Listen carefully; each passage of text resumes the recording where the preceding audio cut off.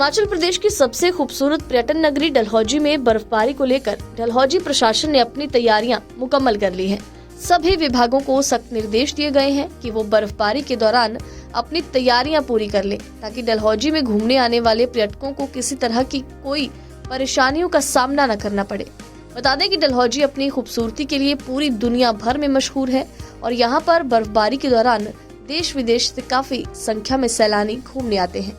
ज्यादा बर्फबारी होने से सड़क, बिजली और पानी की समस्या पैदा न हो, इसको लेकर भी डलहौजी प्रशासन पूरी तरह से मुस्तैद है और बिजली, जल शक्ति, पीडब्ल्यूडी विभाग को निर्देश दिए गए हैं कि वो अपनी तैयारी के साथ रहें, ताकि सड़कें, बिजली और पानी की समस्या उत्पन्न न हो और किसी तरह की कोई परेशानी लोगों को ना हो।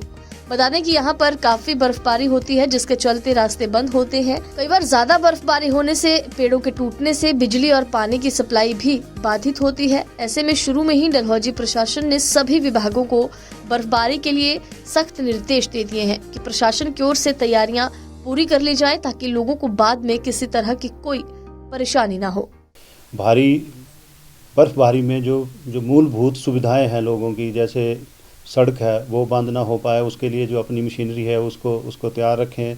जो पानी की सप्लाई है वो नियमित रूप से रहे, उसके लिए आईपीएच विभाग को निर्देश दिए जाएंगे।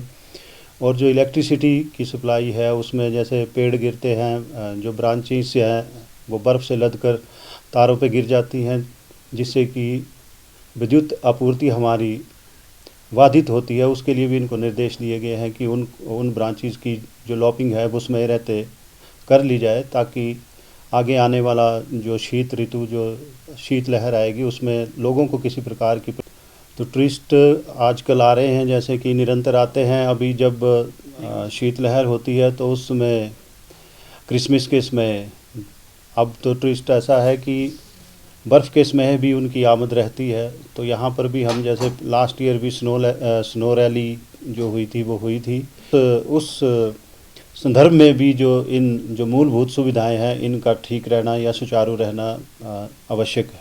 भारी बर्फबारी में जो मूलभूत सुविधाएं हैं लोगों की, जैसे सड़क है वो बंद ना हो पाए, उसके लिए जो अपनी मशीनरी है उसको तैयार रखें। जो पानी की सप्लाई है वो नियमित रूप से रहे, उसके लिए आईपीएच विभाग को निर्देश दिए जाएंगे। और जो इलेक्ट्रिसिटी की सप्लाई है उसमें जैसे पेड़ गिरते हैं, जो ब्रांचेस हैं वो बर्फ़ से लदकर तारों पे गिर जाती हैं, जिससे कि विद्युत आपूर्ति हमारी बाधित होती है। उसके लिए भी इनको निर्देश दिए गए हैं कि उन ब्रांचेस की जो लॉपिंग है वो उसमें रहते कर ली जाए, ताकि आगे आने वाला जो शीत ऋतु, जो शीत लहर आएगी, उसमें लोगों को किसी प्रकार की तो टूरिस्ट आजकल आ रहे हैं, जैसे कि निरंतर आते हैं। अभी जब शीत लहर होती है तो उसमें क्रिसमस के समय अब तो टूरिस्ट ऐसा है कि बर्फ़ के समय भी उनकी आमद रहती है। तो यहाँ पर भी हम जैसे लास्ट ईयर भी स्नो रैली जो हुई थी वो हुई थी।